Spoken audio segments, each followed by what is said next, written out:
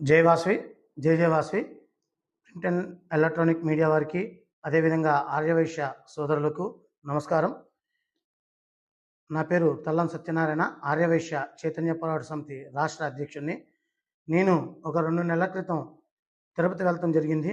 అక్కడ వాసవి సముదాయాల్లో జరిగే అన్యాయాలు, అక్రమాల గురించి ఒక వీడియో చేయటం జరిగింది. అది దేవకి వెంకటేశ్వర్లు గారి గురించి. అది చేసిన కొన్ని రోజుల్లోనే తను జనసేన పార్టీలోకి మారటం జరిగింది. ఇది మారటం పెద్ద ఆయన కొత్త కాదండి. ఒకసారి మీరు చూసినట్టయితే కనుక 2014 నుంచి 2019 దాకా ఏదైతే ప్రభుత్వంలో ఉన్న తెలుగుదేశం పార్టీలో ఉండటం జరిగింది. దాని తర్వాత 2019 నుంచి 2024 దాకా వైసీపీ ప్రభుత్వంలో ఉండటం జరిగింది. అదేవిధంగా నేను ఏదైతే వీడియో పెట్టానో దాని మరుసటి రోజు నుంచి తను జనసేనలో చేరటం జరిగింది.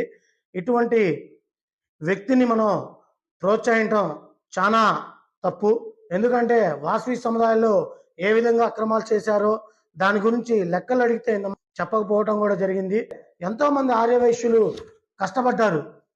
కూటమి ప్రభుత్వం రావటానికి పోలీసులు దెబ్బలు తింటమైంది, పోలీస్ కేసులు పెట్టించుకోవటమైంది, ఎన్నో విధాలుగా ఫైనాన్షియంగా కానీ ఎంతో ఇబ్బంది పడ్డారు.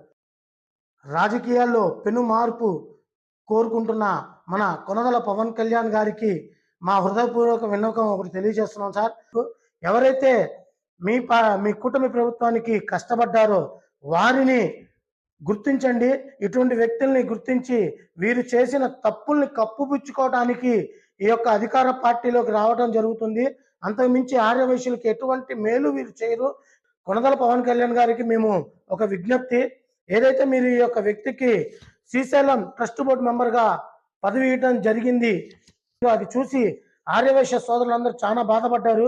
మరి ఇటువంటి వ్యక్తికి ఏ అధికారంలో ఉంటే ఆ అధికారంలో చేరే వ్యక్తికే ఈ యొక్క పదవులన్నీ ఇస్తుంటే నిజంగా కష్టపడ్డ ఆర్యవైశ్య సోదరులందరూ చాలా ఇబ్బంది పడుతూ ఉన్నారు.